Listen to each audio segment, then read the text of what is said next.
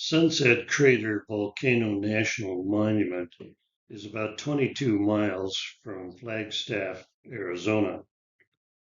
Getting here was 1,100 miles from our home in Oregon and included a little time on the historical Route 66. This was our first stop of many national monuments and parks. I would not consider it a destination site. However, it did provide some interesting perspective on sites that we later visited.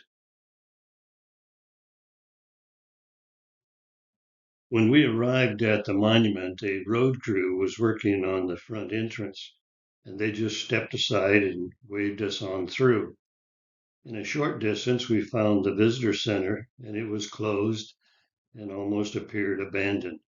We had the feeling that we were the only visitors in the park. There was a sign with a map showing us the route through the park, so we continued on the drive through the loop road.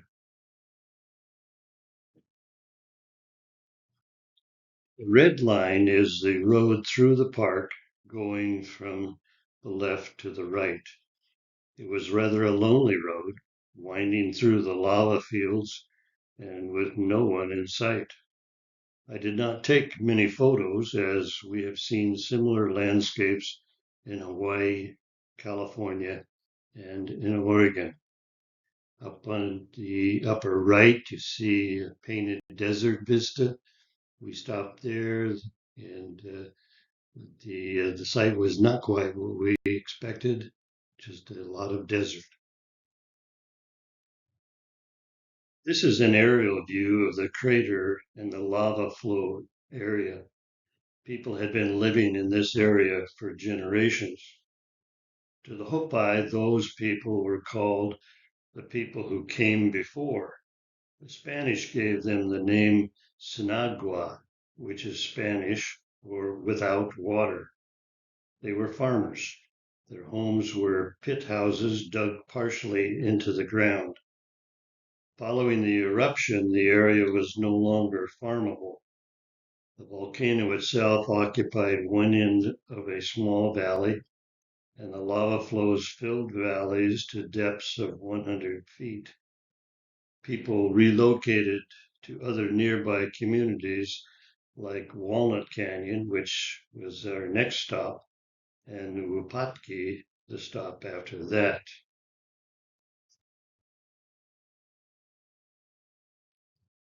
The eruption was around the year 1085 CE, just 939 years ago.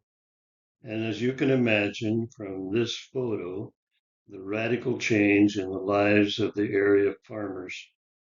The ground shook with earthquakes for days or weeks before the eruption began, prompting mass evacuations of the pit houses and the fields.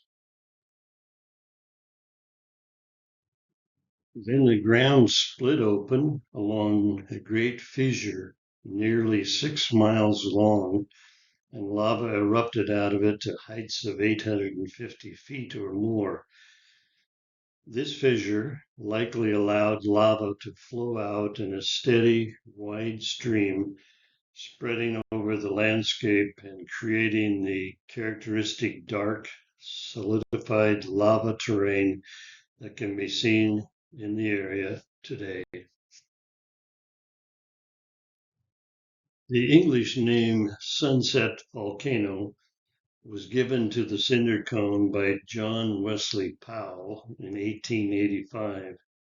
He wrote, "The contrast in the colors is so great that on viewing the mountain from a distance, the red cinders seem to be on fire."